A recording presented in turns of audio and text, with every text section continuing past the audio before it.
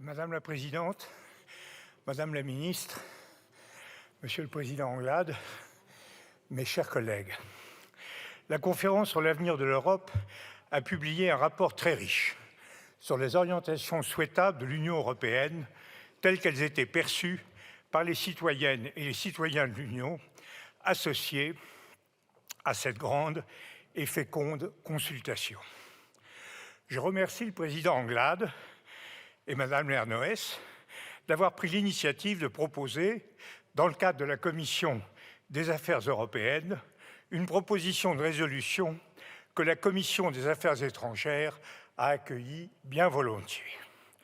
Cette commission m'a chargé de rapporter et j'ai plus particulièrement axé ma réflexion sur un aspect précis, sans doute le plus urgent, puisque le Conseil européen doit en délibérer dans les prochains jours, celui des défis lancés à l'Union européenne par l'élargissement à l'Ukraine et à la Moldavie, ainsi qu'aux Balkans occidentaux.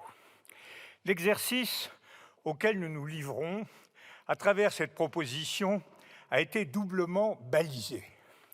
Il doit être rappelé d'abord que si intéressant que soient les travaux de la conférence sur l'avenir de l'Europe, celle-ci n'est qu'une instance de consultation et son rapport une contribution au débat. Ne confondons pas ici l'enrichissement d'un débat ouvert à tous et les décisions politiques qui relèvent des seules autorités institutionnelles compétentes des États, c'est-à-dire nous. La seconde limite tient, comme je l'ai dit, à un effort de concentration sur le dossier européen le plus brûlant du moment, celui de l'élargissement. À nos yeux, l'objet principal de cette résolution ne pouvait être de faire une revue de détail, laudative ou critique, des politiques désirables de l'Union. Il s'agissait d'aller à l'essentiel et de définir un processus d'élargissement de l'Union qui soit à la fois ambitieux et responsable. Nous sommes en effet confrontés à un double devoir d'urgence et de prudence. Urgence géopolitique, d'intégration d'États que nous ne pouvons, dans leur intérêt comme dans le nôtre, laisser seuls face aux États prédateurs que sont la Russie, la Chine ou même la Turquie. Devoir de prudence institutionnelle, car l'Union ne résisterait ni à l'introduction rapide d'États n'ayant pas mené à son terme le processus de modernisation démocratique, ni à la reconduction pure et simple d'un système institutionnel qui n'a jamais été conçu pour gérer une trentaine d'États membres. La méthode que je préconise dans le rapport que j'ai présenté à la Commission des Affaires étrangères, fondée sur la flexibilité et la progressivité, me paraît être la seule à pouvoir concilier ces deux objectifs. Avec la Commission, nous proposons de fractionner, Commission des Affaires étrangères, nous proposons de fractionner, et des affaires européennes également, mais pas sans doute la Commission européenne à ce stade.